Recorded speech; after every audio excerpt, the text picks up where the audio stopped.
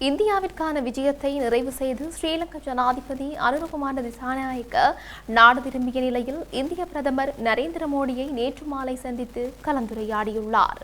செயற்கை நுண்ணறிவு மாநாட்டில் பங்கேற்பதற்காக புதுடில்லிக்கு விஜயம் செய்த ஸ்ரீலங்கா ஜனாதிபதி அனுரகுமார திசாநாயக்கவுக்கும் இந்திய பிரதமர் நரேந்திர மோடிக்கும் இடையிலான சந்திப்பு நேற்று மாலை புதுடில்லியில் உள்ள ஹைதராபாத் மாளிகையில் இடம்பெற்றது.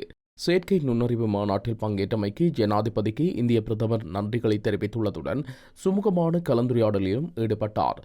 இதனைத் தொடர்ந்து இரு தலைவர்களும் இருதரப்பு பேச்சுவார்த்தைகளில் இணைந்து கொண்டனர்.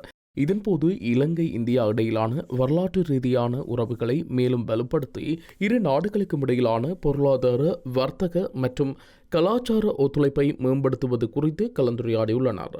அத்துடன் டிட்பா புயல் அனர்த்தத்தின் போது இலங்கைக்கு வழங்கிய விசேட ஒத்துழைப்புக்காக ஜனாதிபதி இந்திய பிரதமருக்கு தனது நன்றியை தெரிவித்தார்.